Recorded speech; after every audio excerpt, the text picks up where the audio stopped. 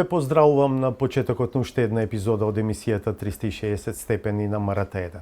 Локалните избори и кампањата се рамката и за вечерашниве стории. Што ќе биде победа, а што пораз за секоја од четирите најголеми политички групации во земјава?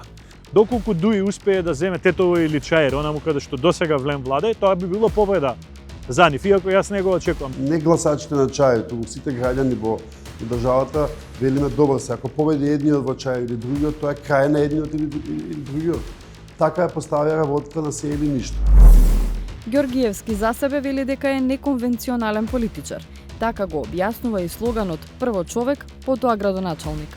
Знаете, некогаш не е важно само и доволно на некој да му ја направите улицата. Важно е понекогаш да има народот, граѓанинот на кого да се потпре, некој со кој што ќе може нормално да разговара како со човек од своето семејство. Иако на претходните избори слушавме од одредена партија дека на градот му треба женска рака, му треба мајка да го води, дали свесно сега СДСМ ги избегнува овие фрази? Не сметам дека е битно дали е некој маж или жена. Сметам дека е битно што може да направи, што носи во себе и колку може да сработи за да може да биде подобар и почист градот. Ја видовте генералната најава за емисијата. Уште утре и завршува кампањата за локалните избори. Со тоа ќе се заокружат 19 дена официјално привлекување гласачи и многу подолг период неофицијално представување и рекламирање. Колку ги убедиле граѓаните за да гласаат за нив и кандидатите и јавноста ќе дознаат внедела.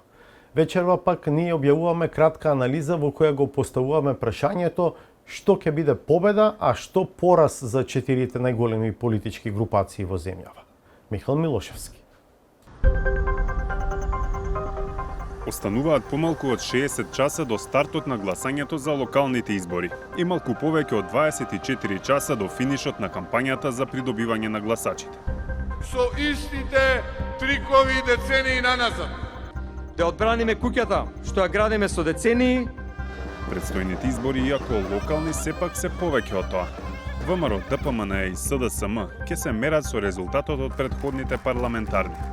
Додека кај двете најголеми коалиции на албанците, изборите веќе се представени како прашање за обстојување на власта.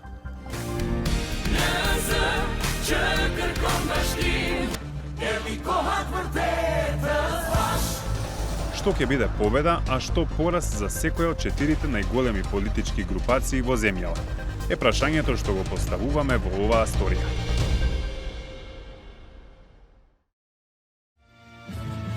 Не постои анкета во последниве месеци на која ВМРО ДПМН не водеше. Па јасно е дека партијата влегува како фаворит пред изјаснувањето внедела. Практично ВМРО ДПМН ќе се трка со својот резултат од претходните избори за градоначалници, кога освои 42. Ценам дека на овие избори ВМРО ДПМН ќе има поголем број на градоначалници и коалицијата која што предводи ВМРО ДПМН споредено со 2021 година. Нашите анализи се дека нема да бидеме изненадени ако имаме повеќе од 50 градоначалници, но очекуваната бројка е помеѓу 45 и 50 плюс главниот град, градот Скопје. Но во исто време партијата ќе ја споредуваат и со резултатот од 436.407 гласови освоени на парламентарните избори лани. Дали евентуално помал број гласови за ВМРО ДПМН е внедела на советничките листи, символично ќе значи пораз. Поранешниот пратеник Илија Димовски вели не. Секако, бројот на гласови кои што ќе добие ВМРО ДПМН на овие локални избори ќе биде помал од гласовите кои што ги добил на парламентарни избори. Колку ќе биде тоа, може да влие на начинот на кој што ВМРО ДПМН на републичко ниво треба да ги носи одлуките во идне. Отфрлајќи го евентуалното подфрлање во бројот на гласови споредено со парламентарните избори како репер за успех, Димовски вели дека за победа на ВМРО ДПМН ќе се смета освојување на општини кои важат за бастиони на СДСМ. ВМРО ДПМН ќе води своевидна битка самата со себе, смета Гордан Георгиев, председател на невладиниот форум за разумни политики, а поранешен подпредседател на СДСМ и пратеник. Токму затоа вели тој, пораките кои владеачката партија ги испраќа во кампањата се наменети претежно за мобилизација на своето членство. Пораз за ВМРО ДПМН, според него, би бил евентуален значителен пад на поддршката од предходните циклуси. Хипотетички се бројкиве 100-150 илјади, ние ќе ги видиме тие веќе во недела и после вториот круг. 150 илјади е голем пад и тешко се објаснува. И пред своето членство и пред пошироката јавност. Се објаснува тешко, зашто, како што кажавте вие, блиску беа парламентарните избори. Големите партии кои ќе имаат големи победи, не само во Македонија, туку и било каде во демократските земји, често се жртви на собствените преголеми очекувања или очекувањата што ги даваат кон јавност или кон народот. Дека тоа се вистинските луѓе. Прашан колку градоначалнички места очекуваат, лидерот на СДСМ Венко Филипче не даде конкретен одговор во неодамнешното интервју за 360 степени. Колку гласови очекувате на советничките листи? Ние ќе се бориме за да ги повратиме гласовите во времињата кога била огромна поддршката на СДСМ со наши автентични политики, со искрен пристап, со отворен и инклузивен контакт со граѓаните, така да јас верувам дека тие политики тие ќе ги препознаат. СДСМ на овие избори влегува од подредена позиција, вели Димовски. За разлика од ВМРО ДПМН, за кои кажа дека нема да биде важно дали ќе изгуба дел од гласовите кои ги добиле на парламентарните, за социјалдемократите вели дека мора барем да го повторат резултатот од 154.447 гласа во 2024 година. Доколку ги потврди гласовите од парламентарните избори, има простор да размислуваме дека на некој среден или подолг крок ќе се ревитализира. Доколку изгуби дополнителни 15-20% од гласовите, тоаш мислам дека неповратно е point of no return ќе имаме во случајот со СДС. Надфрлање или потфрлање во однос на резултатот од 155.000 гласови од парламентарните избори е границата што ќе значи победа или пораз за СДСМ и според Гордан Георгиев. Знаете, кога сте многу долу, кога сте многу паднати во смисла на гласови и енергија, а сте од друга страна има одредено разочарување од владеачката структура, може се очекува некакви скриени гласови кои што можеби не се гледаат на анкетите. Верувам дека за СДСМ или еве конкретно да кажам за раководството на СДСМ, еден глас повеќе ќе биде доволен да кажат дека еве партијата е консолидирана, одиме напред. Како тоа ќе перцепира јавноста, како ќе перцепира членството, не може да предвидам во овој момент. Додека ВМРО ДПМН и СДСМ на овие избори ќе се мерат пред се со своите претходни резултати, отколку во директна пресметка. Сосема поинаква е битката меѓу коалицијата ВЛЕН и Националната алијанса за интеграција предводена од ДУИ. На ланските парламентарни избори ВЛЕН освои 106.937 гласа. Коалицијата Европски фронт, предводена од ДУИ, освои 137.690. Во меѓувреме, ВЛЕН остана без делот од Алијансата за албанците на Арбен Таравари, кој сега е дел од коалицијата на ДУИ. Јас зборувам од тие резултати. Кога во 360 степени беше прашан колку градоначалници очекуваат да освојат, подпредседателот на ДУИ Арбер Адеми одговори во сите во кои имаат кандидат. Видете вака, секого што ќе го прашате сега додека трае изборната кампања, ќе се прогласи за победник. Но 19 октомври е блиску. Јавното мислење е јасно, анкетите се јасни. Ќе видите, ќе се потврди тоа што ние го велиме. За ДУИ изборите се и референдум на албанците за сегашната власт. Така што за победа ќе го сметаат и резултатот кој ќе покаже повеќе гласови на советничките листи. За ВЛЕН пак, битен ќе биде и бројот на градоначалниците. Секако сметаат дека тие остануваат легитимни представници на албанците во власта. Прво, мислам дека најбитен фактор е бројот на градоначалници. Меѓутоа, секако дека многу битен фактор е и листата на советници, односно гласовите на листата. Имајќи ги предвид сите овие факти, мислам дека како коалиција ВЛЕН, ние во најмала мера ќе го повториме резултатот од претходните избори. Според Гордан Георгиев, мерењето на поразот и победата кај ДУИ и кај ВЛЕН ќе бидат многу посложена операција. Мене ме чуди што самите албански партии ВЛЕН и ДУИ го издигнаа чај на премногу високо ниво, да се биде или да не се биде. Но се согласувам дека доколку Влен победи во Чај, тоест Изет Меджити конкретно победи во Чај, ќе може да прогласи победа и да претендира на лидерство во самата коалиција Влен. И обратно. Доколку дури изгуби во Чај, Тетово, евентуално што некоја друга општина, а има некакви свинг општини кои што може да се превртат, доколку изгубат, тоа ќе се постави на вистина прашањето околу легитимитетот и на Али Ахмет и на целото раководство на ДУИ и веројатно ќе биде тригер за посериозни промени. Ќе биде комплицирано доколку резултатот е оди во зборно за маргина на гласови 20.000 плюс минус. Ако е таков резултатот, тоа ќе имаме нејасна ситуација.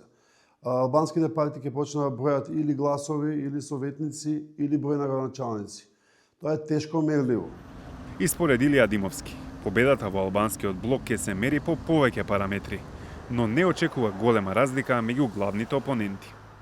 За Влен партија од која што партија, политичка групација, како да ја наречам, која што пред 4-5 месеци беше во исклучителна кризна ситуација со напуштање на таравари и ударите од град Скопје спрема тенденциозно. Ако успее да ги добие градските средини како Чаир, Тетово, Струга, Дебар, по некоја од помалите општини, можеби Сарај, можеби Арачиново, не знам, Желино и така натака, тоа ќе е победа. Зборам од аспект доколку ги добие дури само градоначалниците во тие општини. Доколку Влен има разлика во минус од 10-15 гласа со ДУИ и двете алијанси на куп, исто така е победа.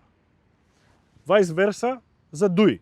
Значи, доколку ДУИ успее да земе Тетово или Чаир, онаму каде што досега Влен владе, тоа би било победа за нив, иако јас не го очекувам. Доколку ДУИ со двете алијанси успее да направи 2:1 резултат, кој што не го очекувам искрено, исто ќе е победа за ДУИ.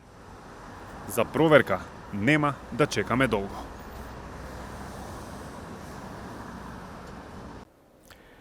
Продолжуваме со портретите на кандидатите за градоначалник на главниот град. Со месеци, ако не и со години, една од најлошо чуваните политички тајни во ВМРО ДПМН беше дека Орце Ѓоргиевски сака да биде кандидат за градоначалник на Скопје. Така и се случи. Се уште актуелниот градоначалник на Киселавода е уверен не само во своја победа, туку и во своите способности да ги реши главните проблеми на Скопје, ако ја добие мнозинската доверба од скопјани. Со него предизборно разговараше Галена Николовска-Ризвановиќ. Младиот стратег со амбиција да го воскресне градот. Вака ChatGPT го опишува кандидатот на ВМРО ДПМН за градоначалник на Скопје Орце Ѓоргиевски. Тој е актуелен прв човек на општина Киселавода, а неговата кандидатура на почетокот на јули ја објави лично лидерот на партијата и премиер Христијан Мицкоски. Тој е отворен, достапен и посветен работник кој решава проблеми. Нова енергија каква му е потребна на Скопје после едно 4-годишно девастирање и замреност на градот. Препознатлив за соседите, Ѓоргиевски изминатите години со семејството живее во близина на салата Расадник во Киселавода. Сепак, најголем дел од детството и тинејџерските години ги поминал во родната куќа во Драчево. Добар ден, како сте? Добро, супер. Овде живеете блиску? Тука сум во оваа зграда, ова е локалот кај што најчесто пијам кафе. Израснат во семејство со традиционални вредности, вели дека воспитувањето оставило трага врз неговиот карактер. Потекнувам од патриархално семејство, традиционално македонско семејство, кое што сериозно нивното воспитување и насоките од раното детство кој што ме ги давале, успеало да ме изгради во таков човек како што сум денес.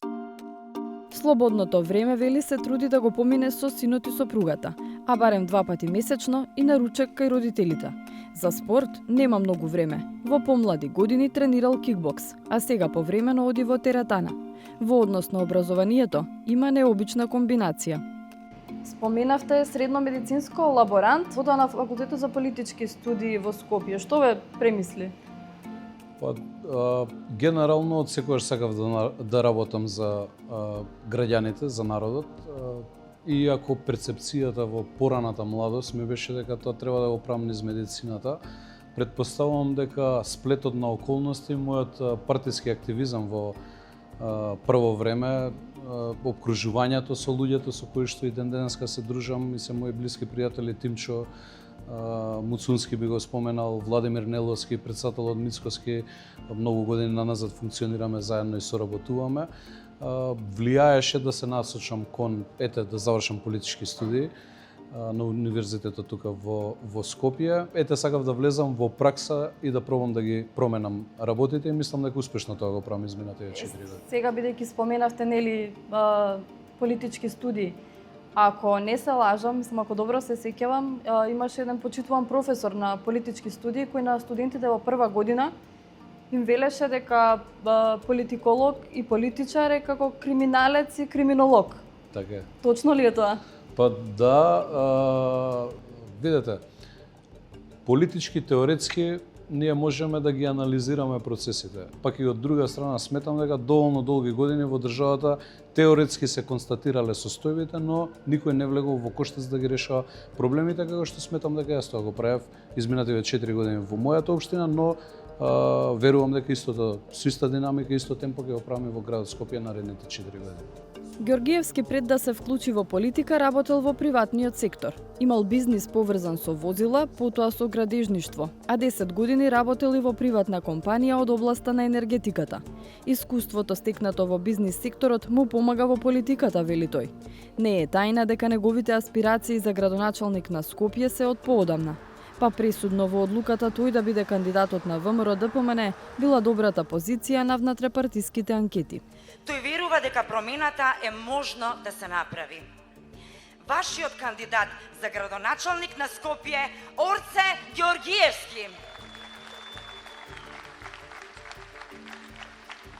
А за неговите лични мотиви и што најмногу му пречи во Скопје, вели: Ми пречи кога ќе има дефект за водоснабдување во услови кога летниот период половина Скопје немаше вода за пиење. Дефектите со месеци не се санираат, тоа се загуби огромни на вода. Ми пречи кога по неколку часови во неизвестност се чека, мајка ми патува до незиното работно место секој ден со автобус и често пати ми го споменува тоа, но и многу мои сограѓани овде за доцнењето на автобусите, но и неизвестноста дали ќе дојде автобус или нема да дојде. Ми смета што пораснавме неколку генерации без Луна парк. Сериозно. Ми смета што градскиот парк е во крајно лоша состојба.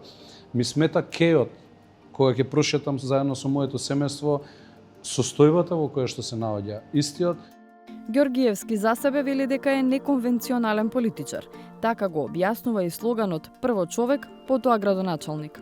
Јас не сум политичар кој што процесите ги решава од канцеларија, туку кој што постојано е присутен меѓу граѓаните, на терен сум, често пати знам и пешки да отидам, блиску ми е општината до моето работно место. Знаете, некогаш не е важно само и доволно на некој да му ја направите улицата. Важно е понекогаш да има народот, граѓанинот на кого да се потпре, некој со кој што ќе може нормално да разговара како со човек од своето семејство. И затоа сметам дека и на Скопје не им треба човек пред се на кој што ќе може да се потпрат во наредните 4 години. Проектите направени за време на градоначалничкиот мандат во Кисела Вода, Георгиевски користи прилика да ги спомене и во програмата за Скопје. Меѓу најзначајните смета дека е реновирањето на салата Расадник, за која нескромно вели дека е круна на неговиот мандат. Во Кисела Вода генерално покажавме дека можат поинаку да бидат работите, за разлика од минатото, спроведувани во пракса, односно транспарентно и во интерес на граѓаните. Тука сме во Расадник и најдобар пример за тоа беше меѓународниот конкурс за Расадник, каде што поништивме 99 маркици за градба. Јас и во град Скопје сметам дека во контекст на истото треба да се одвиваат работите, земајќи во предвид моментот дека граѓаните се оние кои што треба да одлучуваат, но и советот кој што ќе биде приклучен ќе биде составен од експерти, од луѓе кои што се ја знаат од фелата работата најдобро. Не смееме да ги игнорираме тие работи ако сакаме добар напредок да имаме. Програмата за нашето Скопје е поделена на 7 столба, а главните ветувања се во делот на инфраструктурата и јавниот превоз, загадувањето и хигиената. Георгиевски веќе најави чистење на градот во првите 72 часа, ако ја добие довербата на скопјани. Паралелно ќе започнеме со процес на чистење на сите депонии кои што ги имаме и активни жаришта во градот како вардаришта. како Визбегово депонијата, имаме неколку депонии во Карпош и така натаму и така натаму. Што значи дека тоа ќе биде еден комбиниран систем да не дозволиме во перспектива да се случува она со потпалувањето што се случуваше. А еве ако земеме Вардариште во предвид повеќе од 30 години таа депонија. И сите го констатираат. Јас таму ќе направам мегапарк. Тоа Зошто? најде на критики затоа што тоа земјиште е загадено, затоа што Не, тоа најде на безидејност и не нудење на алтернатива од другата страна.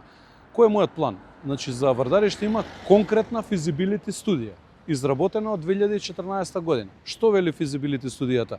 Дека со добар третман, соодветен на тоа земјиште таму и таа депонија, ние ќе се доведеме до состојба да правилно биде истретирано целото земјиште таму, одгасувајќи го, водејќи грижа за водите кои што се наоѓаат таму, кои што ќе треба соодветно да се истретираат, тој талок кој што постои, но и соодветно третирање на земјата, на почвата која што е таму, вклучувајќи во предвид и сето она ѓубре кој што се наоѓа таму. И нема тоа да го направиме само таму, туку и на другите позиции. Најдобар третман, траен третман според мене е кога на истото место ќе создадете позиција која што ќе биде или парковска, или во кисела вода имавме одредени простори према барањето на граѓаните ги претворивме во паркинзи или за било каква функционална потреба на граѓаните кои што им недостасува во тоа населено место. Така да во втора фаза депонииве ќе бидат од чистењето кој што ќе влијае на процесот на подобрување на амбиенталниот воздух, проширување на градската мрежа на топлификација.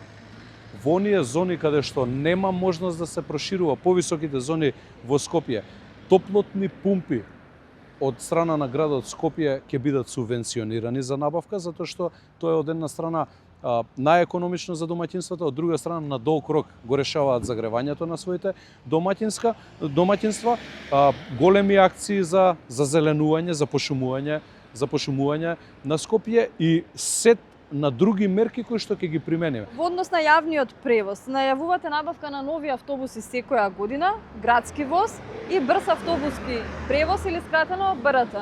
Тоа е оној истиот проект кој го најавуваше претходниот градоначалник Шилегов или станува збор за нешто поразлично? За тој проект има веќе обезбедено средства, задолжен е градот и се плаќаат камати. Нелогички е јас да го игнорирам без разлика од кого и кога започнал тој проект. Според мене треба да биде додадено линија која што ќе води до Радишани од едната страна, од другата страна да има линија која што ќе води према Драчево. Она што брзо ќе биде интервенирано од моја страна ќе биде околу издавање на 60 на лиценци за приватните превозници, за да тие чекаат неколку месеци, ако не и година дена, за да бидат ставени во функција за граѓаните и сериозно тоа ќе влијае во однос на надминување на проблемот во ЈСП во прва фаза и 80 дополнително автобуси кои што со набавка, знаете, од владата треба да стигнат во градот Скопје, но и покрај тоа јас повторно на годишно ниво ќе го обновувам возниот парк на јавното сообраќајно предпријатие Скопје за никогаш да не се доведеме во состојба на колапс целосен како што имаме во моментов. Може би ќе звучи иронично, но има една теорија дека ВМРО ДПМН продолжува да го блокира градот за кога ќе дојде идниот градоначалник, ако вие бидете избран, да скопјани да го доживеат на некој начин како спасител за Скопје и во делот на ѓубрето и депониите и секаде каде што може.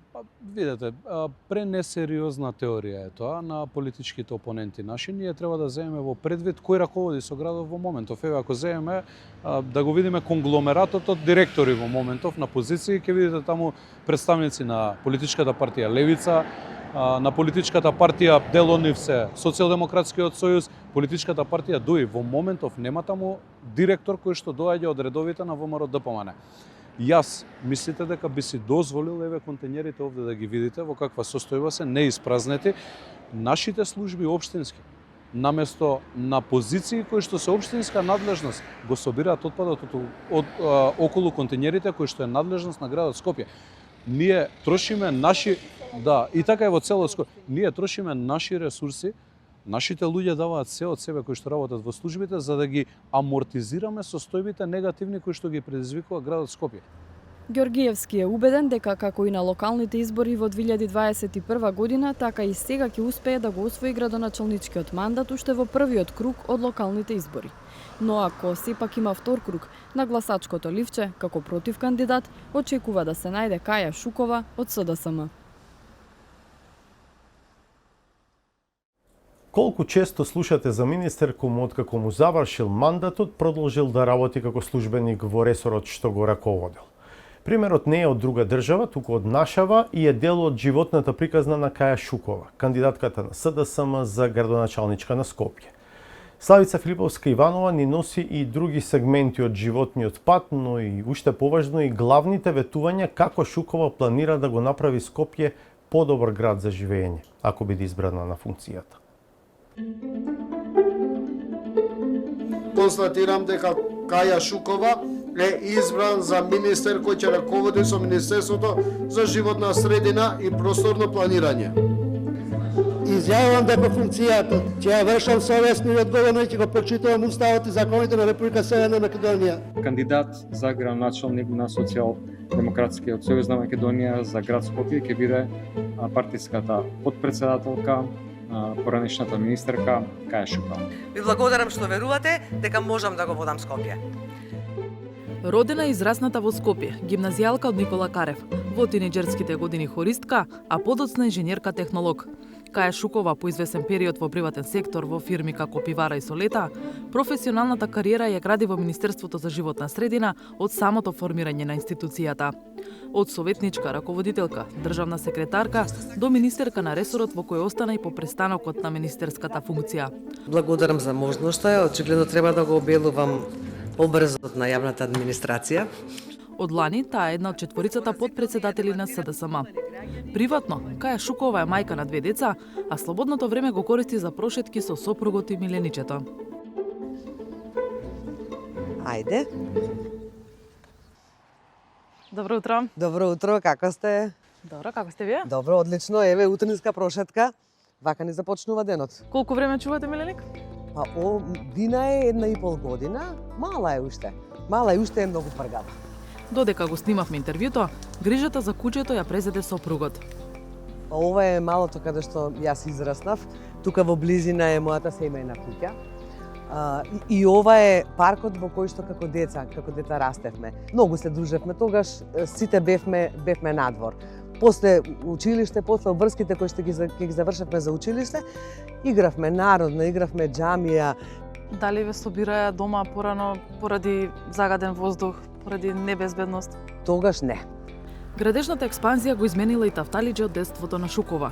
Како жителка на Скопје пак, таа забележува на тоа што градот не ги испорачува сервисните услуги за кои наплаќа. Се соочуваме со недостаток на услуга за сериозно управување со отпад. Со недостаток за услуга во делот на водите, бидејќи првпат после многу години се појавува недостаток на вода во повисоките делови на Скопје. Ми пречи многу што парковите се запустени. Имаше ветување за многу нови паркови, меѓутоа и тоа што го имаме во моментот не е во солидна состојба. Значи, генерално, она што многу ми смета, дека нема услуга кон граѓаните, дека не функционираат јавните предпријатија во Скопје. Тие се главниот сервис за граѓаните. Тоа значи дека ќе мора прво да се работи на нивна реорганизација, да видиме кои се недостатоците, бидејќи граѓаните плаќаат за своите услуги и треба да добијат соодветна услуга. И додека деновиве се движи по улиците на Скопје, Шукова ја пресретнуваат билборди со незиниот лик. Ова е еден од вашите билборди? Да. Ова е прв билборд? Ова е еден од првите билборди кои што беа поставени во Скопје, да. Веројатно сте ги слушнали и вие реакциите на граѓаните, на секој избори ги има, дека пренагласени се кампањите, дека премногу се узурпира јавниот простор. Има ли потреба од толку билборди да изградат? Мислам дека секако има потреба да го пренесеме она што го планираме како визија и планови проекти за градот Скопје. Може би треба да биде во помал обем, се согласувам со граѓаните. Може би не треба да има толкава узурпација на просторот и на времето на медиумите кои што не пренесуваат. Меѓутоа секако треба да има простор каде што ќе можеме да го пренесеме она што планираме да го направиме за градот да биде поубав. Исто така, вие сте единствена жена што е кандидатка за градоначалничка на град Скопје. Иако на претходните избори слушавме од одредена партија дека на градот му треба женска рака, му треба мајка да го води, дали свесно сега СДСМ ги избегнува овие фрази? Не, ние не избегнуваме ништо свесно. Сметаме дека за секој кандидат е потребно да има карактеристики кои што ќе помогнат за да се води градот и да има способности, така квалитет, да биде компетентен. Јас сметам дека имам доволно компетенции, земајќи во предвид дека долги години работев на животната средина и комуналните дејности, тоа е она што навистина му требаат првите интервенции во градот се токму во тие области. Не сметам дека е битно дали е некој маж или жена. Сметам дека е битно што може да направи, што носи во себе и колку може да сработи за да може да биде подобар и почист градот. Шукова како административец за секојдневните потреби често користи јавен превоз. На работа одам со автобус, секако кога имаме други обврски кога ни треба возило, нормално дека одиме со автомобил. Многу често пешки, бидејќи живеам во овој дел на градот, а Партизанска е прекрасна за пешачење, особено што имаме и миленик, па знаеме многу често да отидеме и пешки. Добро го познава возниот ред и автобуските рути. Да, двојка не оди во центар, оди кај факултетите. Реформа на јавниот превоз е една од најголемите нејзини заложби во кампањата за градоначалник на Скопје. Мора да утврди приоритети. Јас велам приоритет на Скопје мора да биде јавниот превоз, кој што не може да биде веќе ваква состојба, да понудите алтернативни можности на граѓаните преку велосипедски повеќе пешачки патеки, да нема узурпација на простор. Велите не може да јавен превоз во ваква состојба. Каква е состојбата? Ви пречи ли? Вие се Апсолутно ми пречи, заради тоа што многу често се ненавремени автобусите, се во многу лоша состојба, ве гледате што се возиме. Тоа е најдобро решение во однос на јавниот превоз за Скопје. Дефинитивно баратато. Мислам, тоа е проект кој што е спремен, 104 години на страна, имате проект, има обезбедени средства, значи тие се стојат во банката. Првата линија од Ѓорче Петров до аеродром можеме да ја имаме најдосна на почетокот на 28 година и тоа е одлично. Тоа ќе значи 13 км долга траса од Ѓорче Петров до аеродром, до Новолички аеродром, со нова 21 постројка и со нови 30 автобуси кои што ќе се движат на 5 до 6 минути максимум.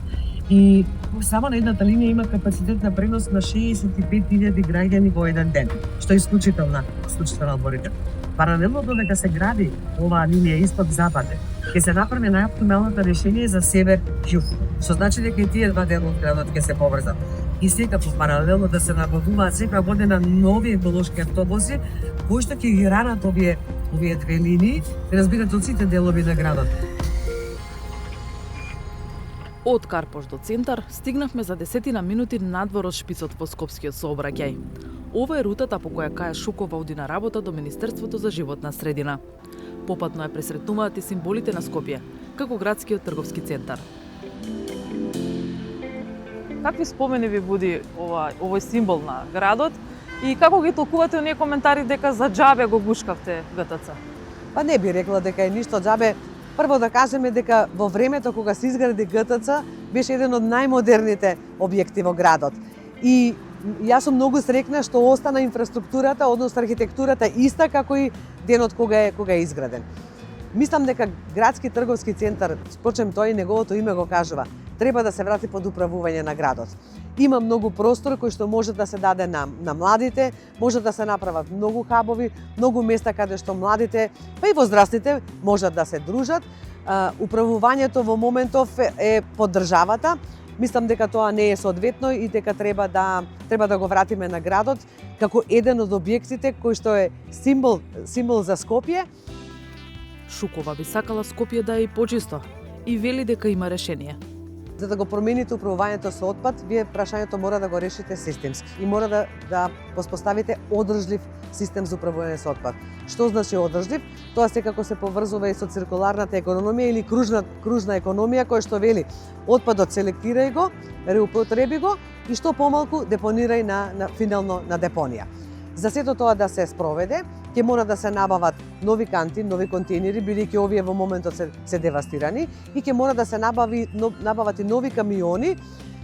Секако за граѓаните, она што многу им е битно, да им дадете јасен распоред кога кој тип на отпад ќе им го собирате. Да речеме, понеделник ќе биде комуналниот отпад, во вторник ќе биде селектираниот отпад, за да знаат граѓаните и како да го изнесуваат отпадот од својот дом. Тоа се пракси од европските градови и мислам дека треба да ги спроведеме и тука. Паралелно на овој, воспоставување на овој систем, ние мораме да го исчистиме брзо градот и мора да се справиме со дивите депонии. Моментално сметот завршува на Дрисла. Што мислите, уште колку време ќе може да функционира депонијата и каква визија имате вие за тоа? Дрисла има капацитет, не е проблем во капацитетот на Дрисла, проблем е како го третирате отпадот кој ќе го однесете во Дрисла. Таму ќе мора интервенција, особено во делот на дегасификација, бидејќи се создава метан. Нормално е, работи отпадот, ќе мора да се соберат сериозно отпадните води, односно и цедокот од депонијата, бидејќи во моментот ги загадуваат и водните текови кои што се во близина, а секако и почвата. И мора да има соодветно складирање на отпадот. Што тоа значи? Значи, вие го ставате отпадот, вие мора да го покриете со еден слој земја, потоа и со глина, и мора да направите добро компактирање, да го истиснете воздухот од отпадот, за да, бидејќи воздухот е причинител, зашто многу често ни се случува и само запалување.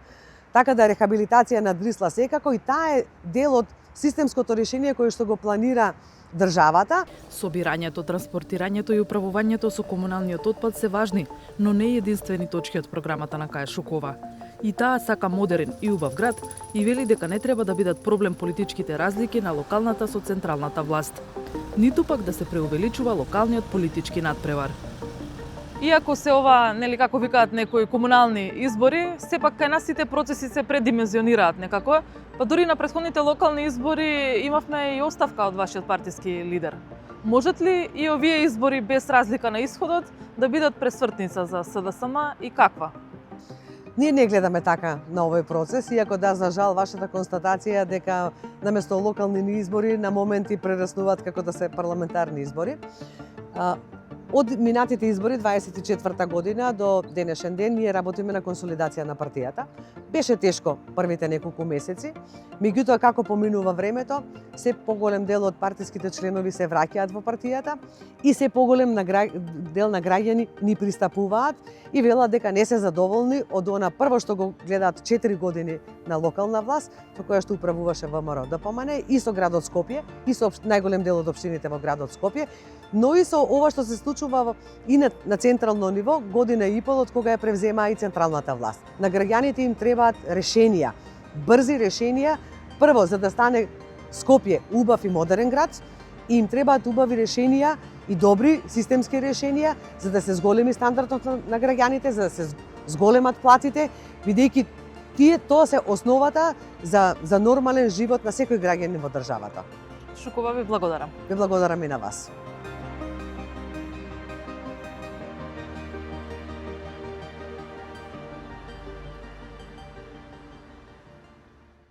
Од содржините за вечерва следува саботажата на авторот Сречко Поповски.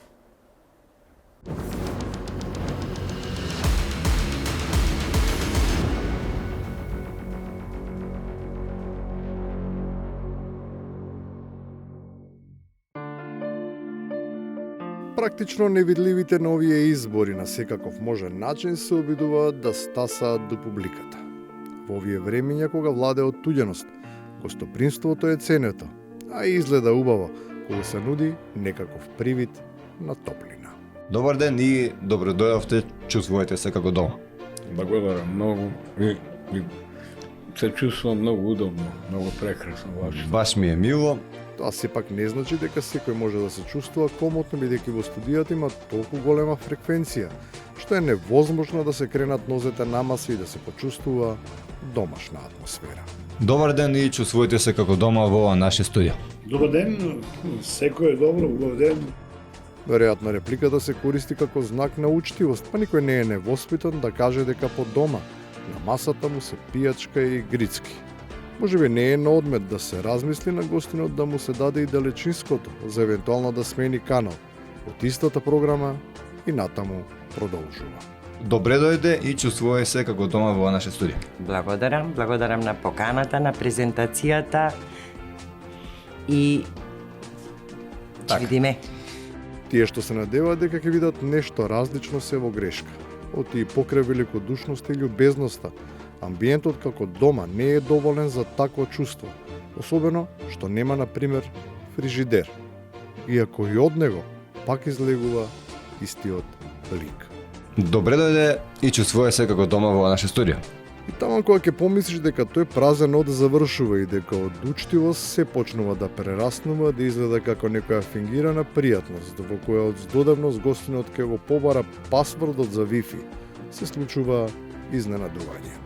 Добре дојдовте и чувствувате се како дома во наша студија. Благодариме на поканата. Ви се допаѓа ли тука? Супер е, зашто да не се допаѓаш? Што има супер е, спремно се, добри луѓе, друго што да кажем. Тоа е. Благодариме. И на крајот, на вистина нема крај. Добре дојдовте и чувствувате се како дома во наша студија.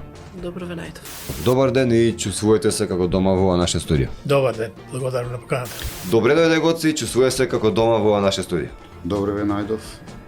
Фала, благодарам. Ама доста е. Фала и пријатно.